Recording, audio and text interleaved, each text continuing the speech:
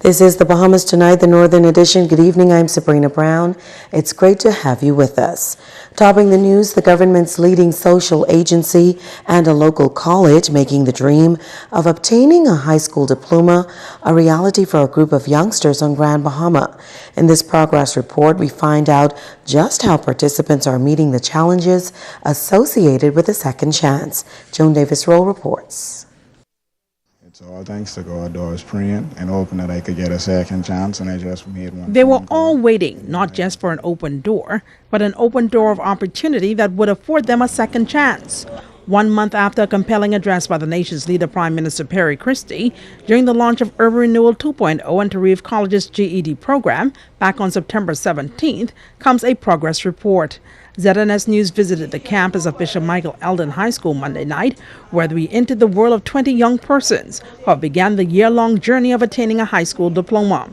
Their students are hitting the books, developing learning skills, and proving to themselves and others that they can make the grade. Our story for today is taken from Greek mythology. Lecturer Ann Burrows and Tarif Administrator Samuel Bethel say that the persons enrolled are being empowered through education. They've been doing really well, and their grades have been right up there, because on the final exam, the average grade was about 85%. And we had 2 young men who actually got 100% for the term for English 1, and that's outstanding. And their writing skills are excellent. They tell some excellent stories. Their grammar and usage, I've seen improvement in that since they've started. And they're right on task. I would like to, if we can, and I've spoken to Mrs. Burrows about it, about seeing if we can get them enrolled, if it's not too late, to do some of the BGCSE exams, so that will also help them when they go to get a job. They not only can present their GED certificate, but they can also present their BGCSE certificates. According to the Deputy Director of Urban Renewal, Michelle Reckley, the transforming power of a second chance is evident in the lives of the young persons enrolled in this pilot program. I am just so grateful to God that we, through this program, Urban Renewal 2.0, was able to pick these boys up and give them a second chance. And I say to those who do not believe in a second chance, today this is what a second chance can do. I'm here tonight and I'm very, very pleased. Reckley says the quest is on among participants to be the best, while students Carson Forbes and James Nesbitt weigh in on the life-changing experience.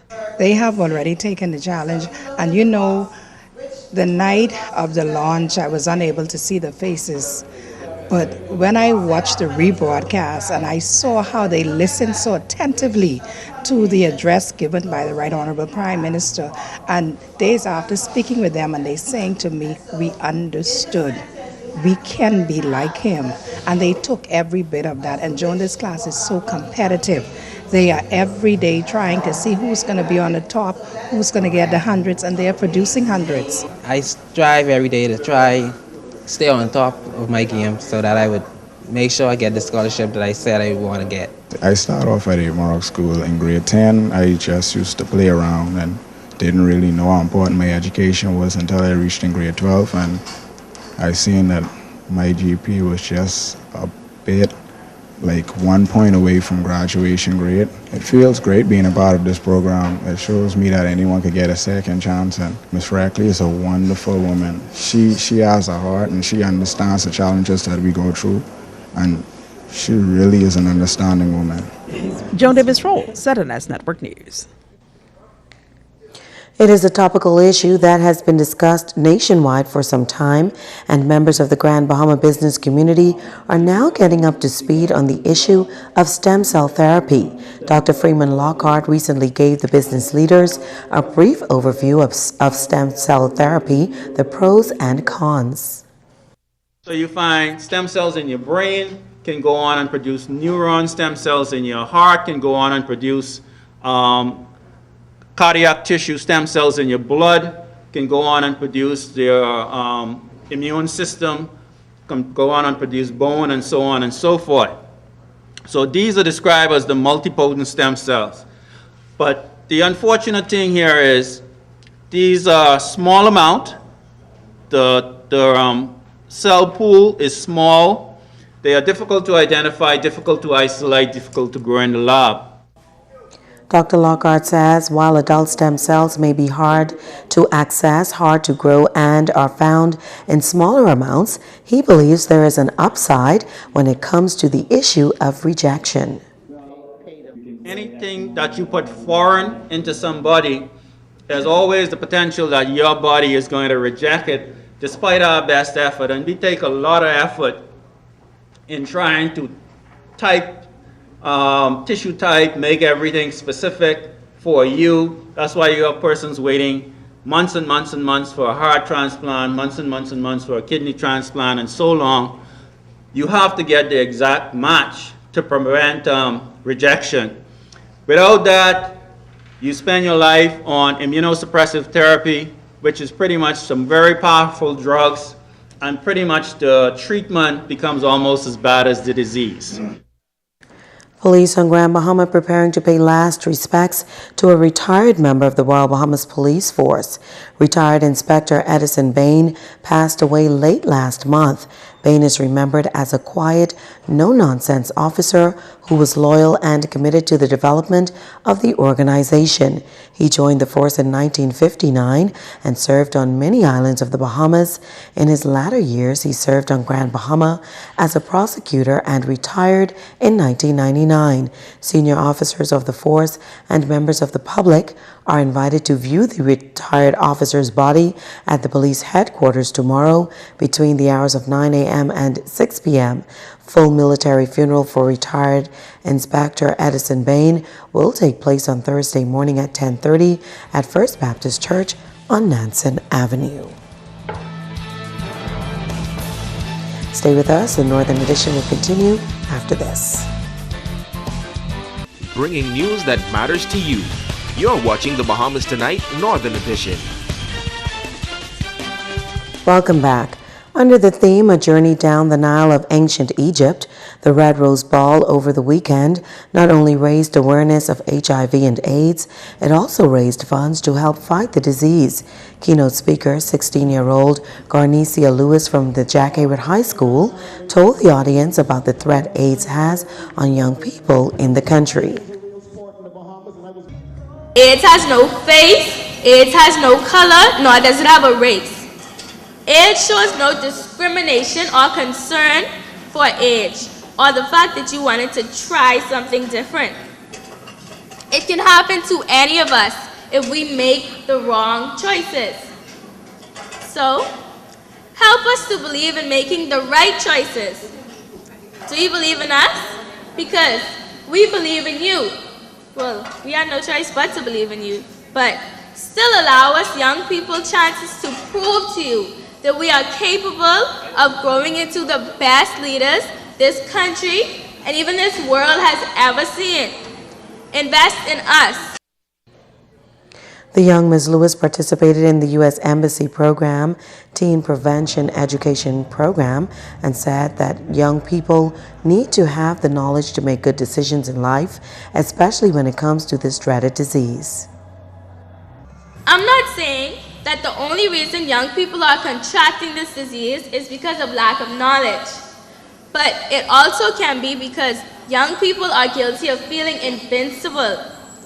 We feel we have our entire lives ahead of us, and the time to act crazy and spontaneous is now. But we must remember that certain decisions can be life-altering. A local leadership seminar addressing issues like work, calling, and human dignity. It is a joint effort of Baki University and the Mustard Seed Foundation. This flagship seminar has been held in over 39 countries and is designed to produce extraordinary performance in the workplace. Margot Victor is one of the organizers of the weekend event.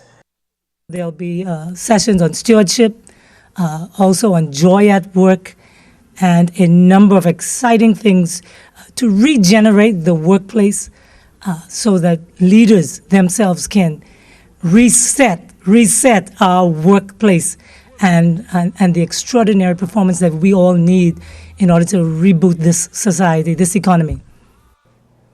Pastor Rita Stewart has participated in the conference for the past 3 years. She says it has been a rewarding experience.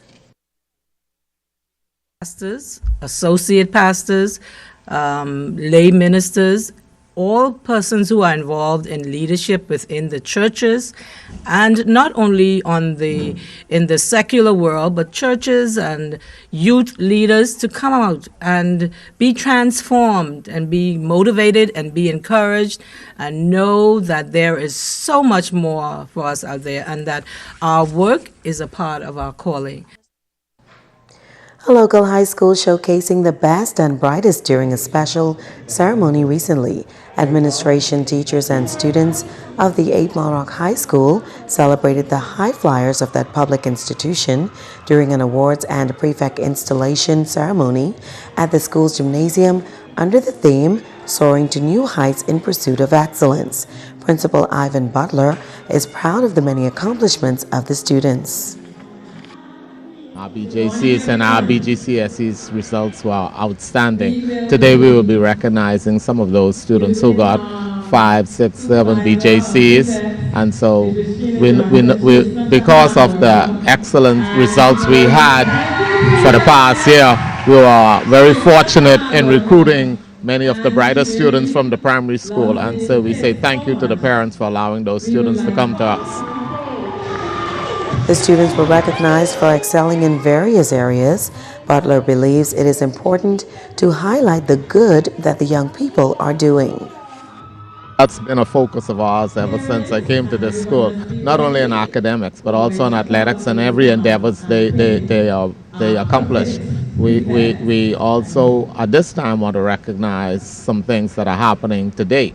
Vashti Charlton was the runner-up in the Chamber of Commerce speech competition. We have Shatori Curry, who won the Minister of Tourism photo competition. And so our students continue to make us proud, and we want to show them we are proud of them by recognizing them when they do these accomplishments. While schools attempt to meet the demand for education, the business community is being urged to play a more meaningful role in the development of education. Acting Vice Principal at the Lewis Yard Primary School, Margaret Swan says such a partnership is needed. The corporate citizens have the resources that we and the public school don't have, and they can lend their assistance. Like we have had assistance with Walker with the benches, if you around. We have had the churches helping us with breakfast program, and some of them have come on board and help us with supplies. When we put all of that together, then we make education work, and so that is the kind of partnership that we would like to see. Everybody together working for a better Bahamas, for a better quality of citizens that we have, and that happens through education. Keeping students on the cutting edge of technology is a priority for the Ministry of Education. Principal Sandria Bullard says one corporate entity has assisted them in doing just that. Last year, Borco was very beneficial towards us. They purchased lots of computers, which was what we were able to use to start a computer lab and to put computers in a classroom. Mm-hmm. They also invested in an interactive whiteboard. Yes, so we're beginning to get where we need to go. There are certain equipment that we need to add to that, so we just look forward to the other equipment that will be added by corporate citizens. Don't go away, sports is straight ahead.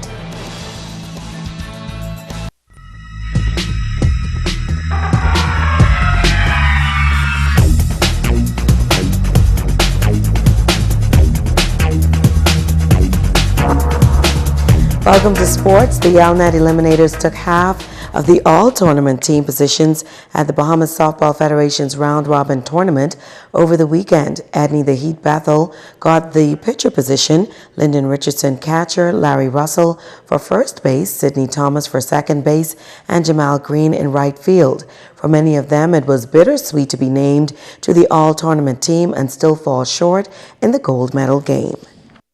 To me, it's a good accomplishment. Very proud that I was able to receive the award once again. I've been to the Nationals 3 times. I was able to capture it twice, so it feels good to receive the award yet again. Is it bittersweet that y'all did not win? Yeah, it is bittersweet. You know, we worked hard all year. You know, we put it on the field. We left everything out there. You know, crucial plays could have cost us, and it's bittersweet for me to get the award again and still only get second place. It's a fairly good tournament. I mean, it was evenly matched up, so you know what I mean. And the games were pretty close, you know. So one hit or two hit could have decide the outcome of the game. So it was bittersweet, but it was a good tournament. Yeah, it's kind of hard to know that we went out there. We didn't went out there to lose. We went out there to win, and we fall short in the medal game. It's very hard. From the Conkman Triathlon over the weekend, Stephen Larson of South Lake, California, won this year's race in 1 hour, 14 minutes, 51 seconds. Kelly Cramp of Nassau was second in 1 hour, 22 minutes, 13 seconds. Nassau's Marl Davies third in 1 hour, 23 minutes, 20 seconds. The ladies' champion, Grand Bahamas' Vicky Stafford, completing the swim, bike ride, and run in 1 hour, 34 minutes, 9 seconds. Elizabeth Shattuck of Nassau second in 1 hour, 36 minutes, 37 seconds. Grand Bahamas' Isabella Thompson third in 1 hour, 43 minutes, 21 seconds. The team champions Stacy Bradley, Bruce Silvera, and Delroy Booth with a time of 1 hour, 17 minutes, 3 seconds.